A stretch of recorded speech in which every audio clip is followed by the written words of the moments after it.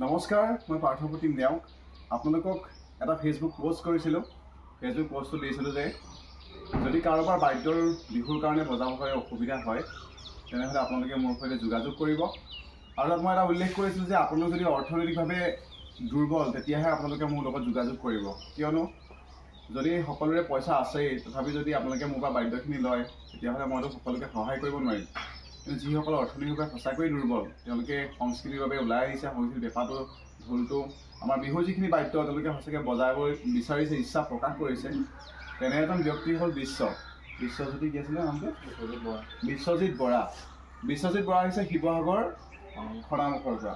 শিৱসাগৰ খনামুখৰ পৰা পুৱাতে আহি আমাৰ মাজত আহি উপস্থিত হ'লি। তেখেতক এটা পেঁপা লাগে আৰু পেঁপাটো তেখেতৰ হাতত মই তুলি দিব বিচাৰিছোঁ। আচলতে মই ফেচবুক পোষ্টটো দিছোঁ, কিন্তু সেই পোষ্টটোৰ আপোনালোকক জনাব এইকাৰণে বিচাৰিছোঁ যে পোষ্টটো যদি মিছাকৈ দিলে বুলি আপোনালোকে ভাবিব, কিন্তু মই তেখেতক এইটো সহায় এটা কৰিছোঁ যাতে তেখেতে এইটো বজাব আৰু বজাই পেঁপাটো বজাই ভালকৈ ধুনীয়াকৈ শিকি লৈ তেওঁ বিহুৰ প্ৰতি আৰু আকৰ্ষিত হ'ব পাৰিব। কাৰণ বজাই শুনাই দিয়া পেঁপাটো মই দেখাই দিছোঁ, আপোনালোকে ভাবিব পাৰে আকৌ এইটো ম'হৰ শিঙৰ নহ'ব পাৰে, এইটো কিন্তু পূৰা ম'হৰ শিঙৰ হয়। আৰু এইটো তেখেতক মই হাতত অৰ্পণ কৰিলোঁ আৰু তেখেতে অকণমান বজাই শুনাই দিব।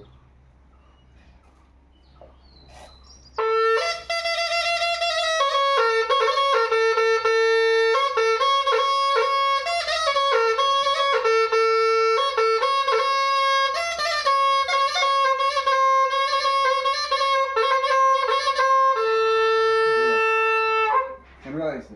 মনটো ভাল লাগিছে নে? ভাল লাগিছে। হা? ভাল লাগিছে। পেঁপাটোৰ অভাৱ আছিলে হয় নে? অকণমান অভাৱ হা? অভাৱ হৈছে। পেঁপাটোৰ অকণমান কিনিবলৈ কাৰণে অসুবিধা হৈছিলে। ওচৰতে আহিব বিক্ৰম।